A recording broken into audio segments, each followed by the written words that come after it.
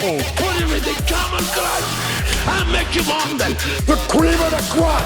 The best there is, the best there was, and the best there will be. Acknowledge me.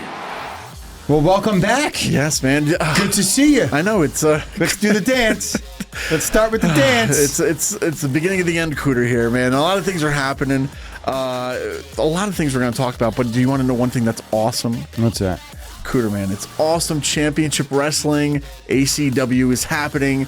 Announced 1 week ago while we were away. They're coming right to the MJN Center, right in Poughkeepsie, right in our backyard. Cooter, are you excited to have pro wrestling back? I actually am. You know, we got a rich history in this area. We've had WWE here, we've had ECW here, TNA, we had Northeast Wrestling, House of Hardcore. Now we got awesome championship wrestling. It's something that's been missing for at least, 2 or 3 years now? No, man. I don't think we've had a show in a while. And I like to call us like the capital pro wrestling too, right? Because so many things have happened there. Yeah. At the Mid-Hudson Civic Center, now the MJN Center. A rich history of professional wrestling, and now we got our own company kind of in our, if you will, in our backyard right up the street from us. So ACW, Awesome Championship Wrestling, is coming to the MJN Center in Poughkeepsie on January 4th, guys. We're going to have the Poughkeepsie Rumble presented by ACW. You guys can see TNA Heavyweight Champion Nick Nemeth, formerly known as Dolph Ziggler. We have the NWA Champion Tom Latimer, Tommy Dreamer, ACW Original. We got Crowbar, NWA Junior Heavyweight Champion Alex Taylor, Poughkeepsie's own The Now, Hale Collins and Vic Delicious, and also a special appearance by Dave LaGreca, plus a 20-man over-the-top Rumble to crown the first ever ACW champion. Guys, tickets are on sale now. This is ACW.com. We're going. I hope you guys are going. Yeah, you'll see me drunk somewhere. January 4th. If you're not going to come for ACW, come for a drunk, angry Cooter. Yes. This is good. This is great, man. I'll be like, what's his face? I'll be selling autographs in the crowd for $20. Who am I talking about? Just Incredible? Yeah. He could. Maybe he might show up. I don't know. Maybe we'll have an angry Cooter, Just Incredible moment. Oh God, no. But no. It's at the end of the day, it's good to see some wrestling back here again in the capital pro wrestling, Poughkeepsie, New York. But with elections being over, Cooter. Thank God. With new professional wrestling companies coming up, we got UFOs going to be discussed in Congress this week. We also have Jake Paul versus Mike Tyson happening this week. How the do you segue from UFOs to Mike Tyson? The moons are aligning. The worlds are changing. We're finally getting it because we were supposed to have this in July. Tyson had an illness, was set back for a few months, but this is it, man. We're having this match, and some are going to say it's going to be rigged like a pro wrestling thing. It's not fake, but it's not. It's a sanctioned match. It's not a That's why I'm skeptical of people saying that it's rigged, because if this is going to be on their like legit records, then again it is boxing. Everything's rigged. But if it's not, I clearly hope to see a 58-year-old man, tar and feather this motherfucker. Because I can't stand this arrogant son of a bitch. I would just love to see like it, because you know what it would remind me of, honestly? Yeah. It would remind me of Rock vs. Hogan. Yeah. Where like Hogan was looked at as old and The Rock is that up and coming star, and Hogan, he's like, I remember that call by JR. Even at this moment in his stage in his career, somebody like Hulk Hogan can pull it out just one more time. Can you imagine if he just floors this son of a bitch? No. It'd be great. It would be great. The Yankees lost. A lot of things have gotten us down this past week, but I'm saying a Tyson win would be a chef's kiss to something finally going right. You're stealing my It's something, but I mean, I don't know. I grew up in the 80s. I actually, as a little kid, I remember being at the mall, at the Crossgates Mall in Albany, New York. Oh, my God. And Mike Tyson walked in front of us for doing something up there that one day. I was a little kid. I remember seeing him. It was like the most random thing ever, seeing Mike Tyson as a little kid in the mall. That happened to me too. I was in Washington, D.C. with my family. And my mom was working at some conference or whatever, right? And we were in the hotel. I forget what hotel it was. Doesn't matter. We're just eating breakfast at the restaurant. And then you just look over. And the next table over is Mike Tyson. And I'm like, holy shit. and I had just gotten Mike Tyson's punch out. I mean, I was I was the biggest tiny. the guy. I'm like, Right in the oh world. my God. And my dad's like, no, don't. And I kind of just like looked over, and I shit you not, the bodyguard just looked at me and went, it's like, okay, yeah, you got it, bro. That's great, man. We got to. So we grew up with this, right? Like Tyson was the boxing hero, or just another legend like Hulk Hogan in the '80s, right? So seeing him have this match, I mean, I've heard a lot of things about the Pauls. His brother's in the WWE, right? Logan Paul, Jake Paul's been doing the boxing. A lot of people say he's been having some like rigged matches. I don't know what's going on. Are they paying these guys off to make him look like he has a good career? Because I mean, people give pro wrestling. Of course, what happens if he loses? He's not the draw that he was before. Right. He's really not. You know, and it's like, are you really just shelling out all the money that you're making from social media and whatnot to just give to these fighters just to create yourself a name? Is that rigged or no? Is it? Well, I don't know. Allegedly, look at the bums that he's fought. I mean, he beat up Nate Diaz. He beat Anderson Silva. Oh God, I can't. But that was in a boxing match too, right? So yeah, these are boxing matches. So it's not even and their I'm trying to think strong of the other guy that he fought from UFC. He beat Nick Diaz, but he's different weight classes. Yeah. And so it's just strange how they're getting this off. But then again, you got to remember he did lose to was it Tommy Fury? I forget. I don't know. Oh God, what's the heavyweight champ's name? I know his last name is Fury. Tyson Fury. Oh, Tyson Fury. Yeah. Tommy Fury is his younger brother, I think, and he beat Jake. So I mean, maybe this isn't rigged. Yeah. He's just very selective of who he fights, and he'll never fight anybody credible because he'll get the kicked out of him. Listen, I'm not gonna sit here and say he's not a skilled boxer. He's got some skills to him. But do you really sit here and think if he fought somebody credible that he's gonna win? Why? Because you beat up Nate Diaz, the little guy who won the dunk contest in the NBA? Like, what the are we doing? And he's like, what, 20-something, and you're going against 50-something Tyson? Dude, so it's on. like, age is a big difference in this. Granted, Tyson still looks like a beast to me, man. I mean, I don't care what age he could kick my ass. He could, I wouldn't want to try starting something with him. You know what I mean? Like, I don't want to get on his bad side, even today at 50, whatever, right? So I'm saying, man, I don't know. I don't want Tyson to lose this. I don't know if I really. Do you want to watch this? I want to watch it just for this. I want it, and I want to see him knock Jake Paul out. That's the only reason why I don't want to watch. I don't have to pay for Netflix. I already have the account, so I get to watch it. This is trying to draw in new subscribers or whatever. But okay. So I mean, it's free. I don't have to pay for it, so that's a plus. I'm shutting the up right now. So I'm going to come over to your house and pay you in Shane O'Mac bucks. It's free, so you had me there, right? I don't have to pay for Netflix. I got Netflix. I just want to see it, and I really want to see Tyson win. I mean, like I said, growing up as a fan. But they do have the fight odds. I think as of Monday, November 11th, BetMGM set the following odds for the fight between Mike Tyson and Jake Paul. Paul with a Paul win at -250 as the favorite, and Tyson win at plus 190. So Paul is in the favor to win this, and I'm really not hoping that happens. I hope people lose money on it. But it's okay. We talked about the parallels of pro wrestling and boxing, right? Like maybe boxing's rigged. Some people, people are saying pro wrestling's rigged. Boxing's rigged before they thought wrestling was fake. Right. So it's, so is he kind of like, the Jake Paul, is he kind of like putting all of his stones in one basket, if you will, to make this boxing great again or something, to where I never watched a boxing match to where since the 80s, I feel like, but like for this, I'm tuning in. I'm tuning in because of Tyson, like any other thing. I'm like, whatever, I'm not tuning into it, but like this is bringing me back just because of who's in it. So I used to watch a lot of boxing when I was younger. Yeah. I mean, even not so much today, but I mean, I used to love Ricardo Mayorga. Yeah. Do you remember him? I don't.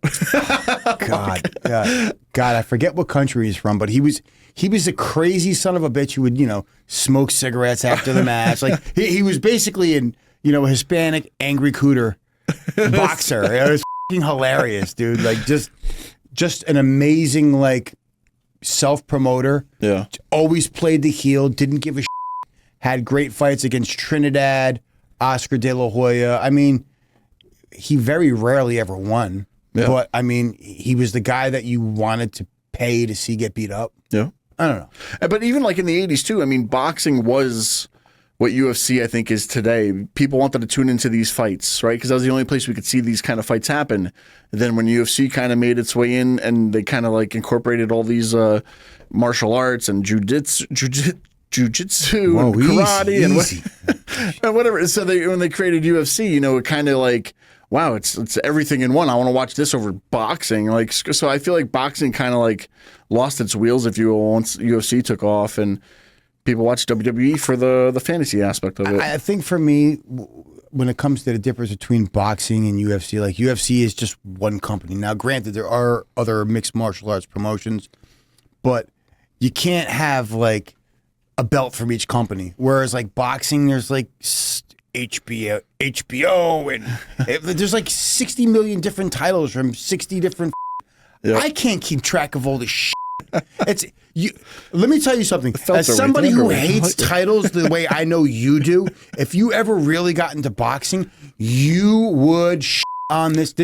Boxing titles would be on the list of Credo. I guarantee you. Well, because I mean, like even UFC, it has like what the lightweight, the featherweight, the we're talking flufferweight. weight. I don't know, fluffernutters. I don't know what it is. But there's a difference between weight classes and then having like 5 different belts for the same weight class. Is what I'm getting at. It's just like what the.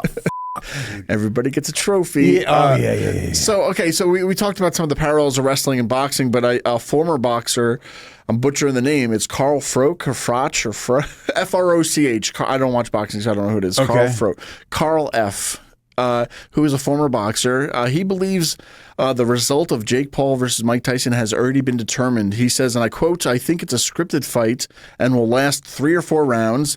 Jake Paul will definitely win. Tyson might start well, but then he'll fall over. Paul can't lose. It's in the contract. He can't lose. He is a useless blank." Well, I want to know what the blank was. and he goes on to say, Mike Tyson is an iconic name after what he achieved in the sport when he was physically fit and capable, but not at the age of 58. I don't think Jake can take any credit, but I'm sure he will. I'm sure he'll tell everybody until their ears are bleeding that he's beaten Mike Tyson, and that's the one thing I just don't want to happen. Because you know what's really funny? I don't want to. Could you imagine if it is scripted, right? And Mike Tyson just catches a stray and gets pissed off and says, "Somebody kill this motherfucker." It goes off script. Yeah, oh, go off script. Here's a potato. What are you gonna do? Sue me? Well, from Rocky, he's like, sue me for what? Exactly. That's how the Tyson fight ends, with like Tyson going off script, killing Jake Paul, and then he says, "Sue me for what?" And then we have Rocky 28 with Tyson versus Rocky. So. No, I mean, you know, it's boxing. Like I said, I'm tuning in because of who's in it, and mainly because of Tyson. And I really just want to see Tyson. I'm not going to watch it. I'm not going to watch it live. I can't. No, you're gonna. No, you'll tune in if he really gets knocked out, or if he'll knock him out. If Mike doesn't die, you know, then I'm going to watch it. You know what I'm saying? Because I can't. Because I just, it's like you're one of your childhood heroes, and I can't. See some punk bitch like Jake Paul knocking out a 58-year-old man. Like, I don't know. Because I put Tyson under the category of like a Brock Lesnar, because Brock Lesnar went from the WWE to UFC and back, and people even said that he was just a freak at what he can do and how he could do it.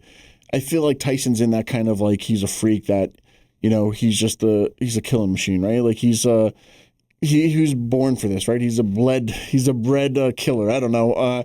I feel like you have a Brock Lesnar and a Tyson kind of in that category. I'm really hoping for a Tyson win, and I can't keep saying that. Let's move on.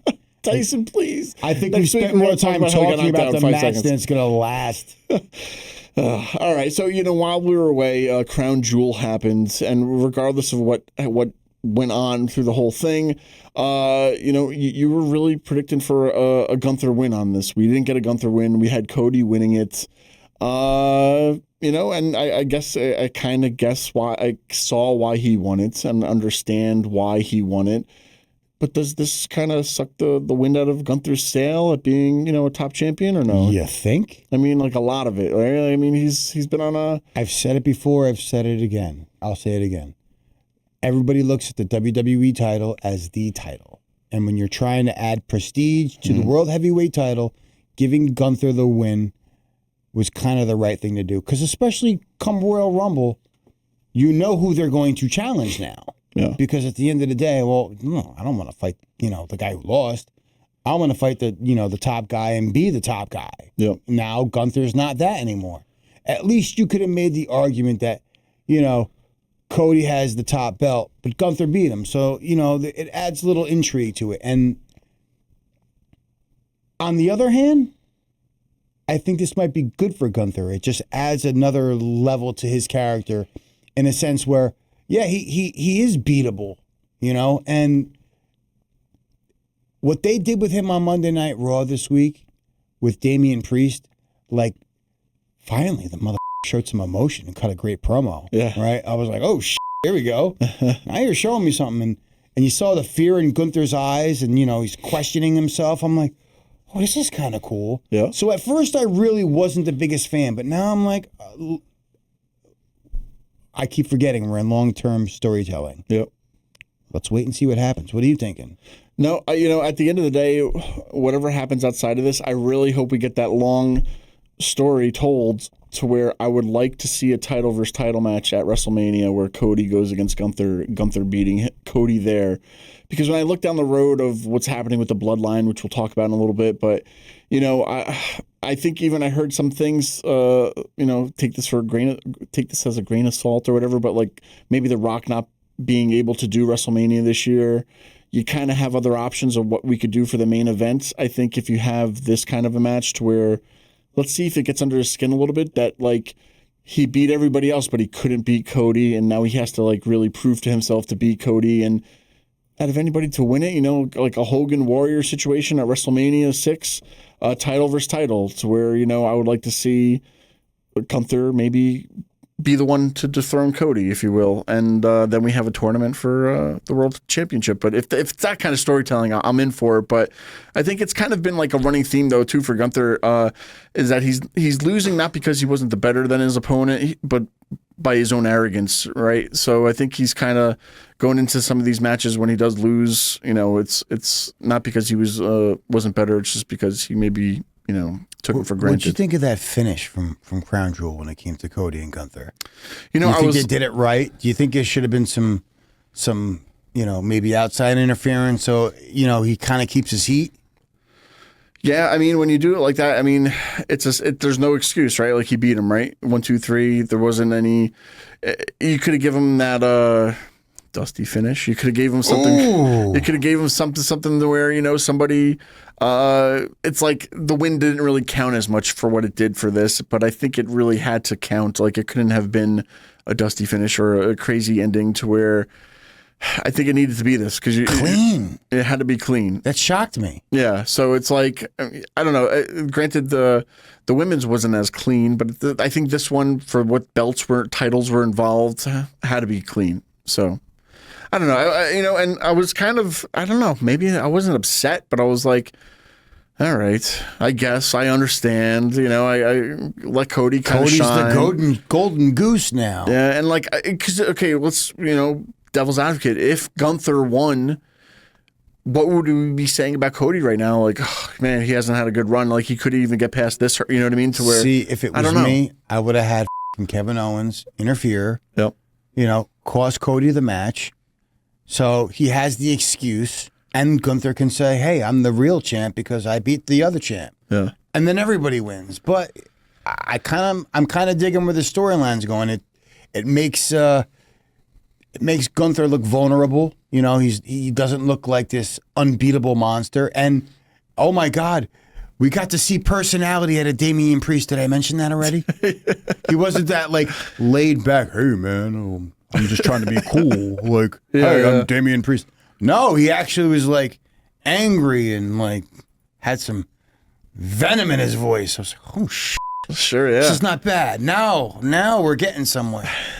How about the placement of some of these matches? Because I thought what kind of was weird to me at first was that the Bloodline. It was the first time the Usos and Roman were teamed up at what seems like years. I feel like was wasted as an opener. I don't know, because yeah, maybe it balanced out the whole show having them at the top. You hate this, but we had the same argument for Bad Blood. Yeah. Didn't we? I mean, when you look back at Bad Blood, they opened up with Punk and Drew in Hell in a Cell. Yeah. And I love that they opened with the special attraction match and they left the the title match for the end. It really just adds something different to these cards. It's like Nitro was great. Remember when they used to always open up with like a hot match, but it was like cruiserweights or some shit like this?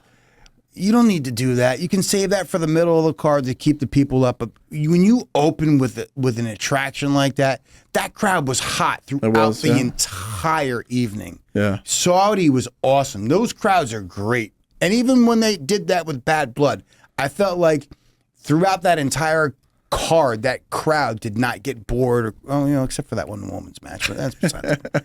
Yeah. No, yeah, okay. Because I mean, like at first, I'm like, oh, but then now when you said that, I kind of go back to it. It reminds me, because it did balance it out, and it kind of takes, I think, Roman off his high horse, if you will. Granted, he was one of the longest reigning WWE champions. Coming back, this is like his second or whatever match in WrestleMania. Or was it or whatever it was, but for him to get like 3 Samoan spikes and to take the pin from Solo, it kind of evens the playing field, makes the new bloodline look just as strong as the old bloodline. So it's the story is being told, and I know we're coming up pretty soon to what the fans of AWP want? What's that? They want to see a Credo Tama impression. Credo Tama, is that where? Is it the? Yeah. No, is that? Yes. I can't. My throat. I'm still getting over a cold. I can't. I can't remember who he reminds me of when he does that. But when I find it, I'll have to bring it up. But Tatanka. Yeah. It's like a Tatanka. Yeah. All right, we just got canceled. Cultural appropriation. The Samoan. Anyway, no, it's I get, like I said, it goes back to Roman, the number one guy, coming in, taking a pin. You kind of put him back on that level playing field, I guess, and not being so as dominant, where he still needs his family to get through this hurdle of the new bloodline. So, did anything else stand out out on the show to you, or anything you want to mention? I mean, going through some of the stuff I wrote down quick, see if it might strike a bell with you. But Lash Legend is outshining, I think, Jade Cargill. The women's match was like a little fun spot fest. But she's huge, man. Lash Legend compared to Jade, like she's a lot bigger than her. Yeah. Can actually wrestle more. Wow. I mean, she's Jade's still kind of learning. Do you think they dropped the ball with her? They should have put her in NXT. But I felt like they thought she was probably too big of a name. Yeah. And she probably was like, I'm not coming if you're putting me in NXT. Yeah. And they're hiding her kind of right now with being on tag teams, because I don't think she could do a whole match as good as she's doing. I disagree with that. that. I don't know. She had some great matches in AEW. Yeah. I don't get what the problem is. It's weird. I can't even explain it. I'm at a loss for words. It's like when me being a Knicks fan, I see all these players that we got last year. I was like, oh my God, these guys are great. I cannot wait to see them play together. And then when they show up on the Knicks and they just stink, and you're just like, what the are we doing? Yep. Oh, it's so bad. I feel bad for Bianca Belair, because you feel like this is either going to be a match that's going to end at Royal Rumble, or maybe a Mania match, and maybe they might tear the house down. Maybe when they finally separate and we start to see her on a singles run working up to a program with Belair, or at least to get to that main match. Yep. Maybe, but as of right now, she just hasn't shown anything. And I'm wondering if they're doing that on purpose, or if she's just that much of the, drizzling they have to book her like a giant too, like she has to come in there, not have like 50-minute matches or 30, no Iron Man matches or Iron Woman matches, just a regular like giant kind of a match. Come in there, boom, boom, boom, choke slam, we're out. Build her up as that dominant woman, and, don't show her faults in a 15-minute match, like give her like short little matches and she could do good. And I feel, you mentioned Bianca Belair to where she came into this partnership on like a high to where she was the women's champion. She's doing a lot of good things. And then they kind of like didn't know what to do with her. And then they stuck with her to Jade to where I feel like Belair is more of a top tier athlete and performer compared to what Jade is right now, and sticking them together. Is it a downgrade for Belair to like, why am I on this team when I was doing so much more on my solo run? I feel like they put her in more of a mentor role for Jade to kind of, get her going. She reminds me of Natty Neidhart that way, who kind of was like, the mother of all the women's division back in the day. Whereas now I felt like, hey, let's use her as a mentor for Jade, get her going, and eventually that'll be her first major singles rivalry. Yeah. With some awesome match. We got to see. I mean, sure, yeah. Again, long-term storytelling, baby. I just hope that this pays off, man. For sure. And some other notes as I was watching, I was like, if you're trying to make Bronson Reed a monster, that ring gear is not the way. He had some weird it was like blue and yellow. It was a homage to some whatever. But I was like, you're trying to make this monster and you're making him look like a cartoon character, and it did not. I don't know. How would you feel if Bronson Reed had Nia Jax's old outfit with the mud flaps? Reed flaps? Reed flaps. Yeah, I don't know.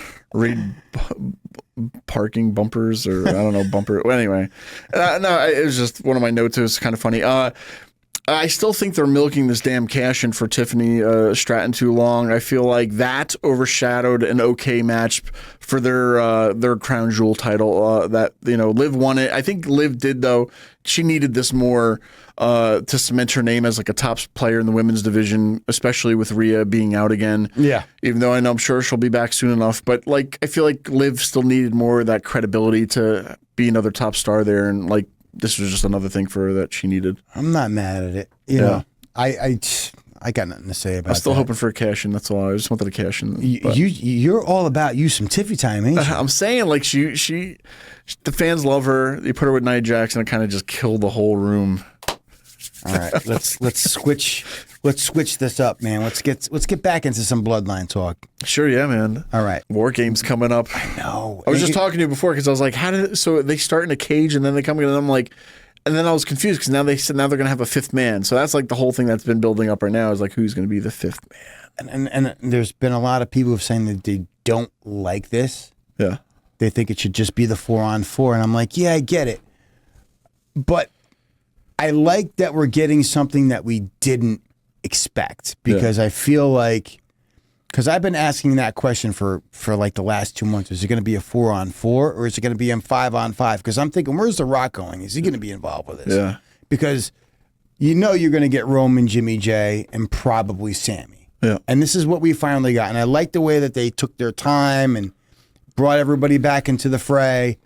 And it's a good build. But who do you think fits as a fifth guy in the new Bloodline?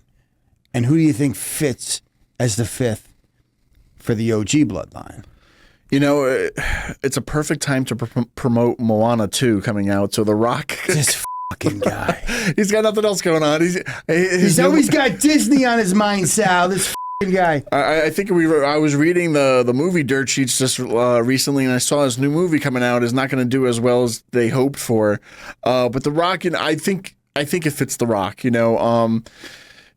This is a good quick thing to where he doesn't even have to work the whole match. He could be the last guy that comes in, and it's just he can come in from the back and he gets a rock bottom here, rock bottom there. And then, we still haven't even found out why he even showed up at that other pay-per-view. Like, they never mentioned it. All he did was come out and talk. So that's why, because I find that interesting, because you said that earlier where he might not be able to show up at WrestleMania or whatever. I'm like, then why the did we have him at Bad Blood? Yeah. It doesn't make sense. They definitely have something in store for him. It's just a question of when and where they're going to execute it. Yeah. But I think at the end, I think The Rock has to fit that spot and side with Solo's team. Solo has been, actually, we talked to Cologne too, where Solo has been dressing like that old Rock picture, the black and the necklace. With the chain. It's, so he's kind of, showing some Rock in him. But for the other team, if they got Sammy right now, some could say, well, they teased the Seth Rollins thing, but he already turned it down, doesn't want to do anything. I'm looking towards 2025. Who else could you throw in this match? Might make some sense. Maybe a John Cena for like a quick whatever. But then is that going to be like the stepping stones for Cena for 2025? Is that going to set up a feud with him, with somebody on the bloodline? I don't know. But then I'm like, I don't know. I don't know else who would make sense on the other side. Well, for me, I think of it for the new bloodline. I think the person that makes sense is Kevin Owens. Yeah. And I heard somebody make mention where that only makes sense if Cody's on the other side. Yeah. It's like you don't need Cody for that, because you could just have him, when Sammy shows up on SmackDown this week, be pissed off that he rejoined the OG bloodline and align himself with Solo. That to me fits. It's plausible. It's a reason to get an easy fifth man. I think the one person we haven't seen in all this yet, we need a wise man. Yeah, yeah. And a wise man has a lot of friends. We have Paul Heyman guys. Right. I could see Paul Heyman. I couldn't believe I didn't think about that. Yeah, I didn't think about that. A lot of people are forgetting that Paul is involved in this. Yep. And Solo put his ass through a table. And you know what? He has friends who also might want to get revenge for him. I could see him bringing a CM Punk, though. That doesn't make sense. I could see him bringing up Brock Lesnar. I think we're getting Cody, though. Yeah. I think it's going to be Cody, and I think it's going to be Kevin Owens. But I would love to see a Paul Heyman guy just to... Because they did say that they were going to have a Punk. Punk did say, I think he was going to be back for War Games, but not War Games. I think just Survivor Series. So I was thinking about that too. Like, who else could you fill into that other spot? And I think a Punk would fit well over a Cena, and then a Brock Lesnar would be awesome, because then that could set up maybe something with a Jacob for Mania.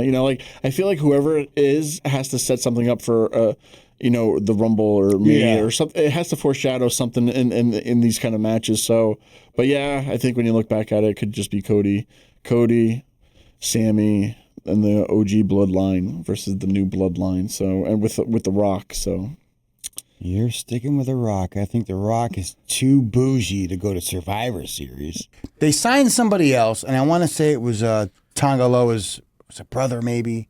Yeah, they got a lot of Samoans on the payroll right now. Then you hear f***ing Zilla might be making an appearance. I'm just like, man. You Samoans have some big-ass families. You guys do some serious They can have their own station there. Got Raw, SmackDown, and Samoans. And the Samoans, yes. Yes. They're definitely planning for their future, though. But you know what? One thing we didn't talk about, Goldberg just announced last week, too, that he will also be returning to the WWE for one final match in 2025. Who's going to retire Goldberg? Who gives a f***? His career should be over like the show should right now. Sal, cut me off. I want to go home and drink. Everybody wants a swan song. This. Goldberg.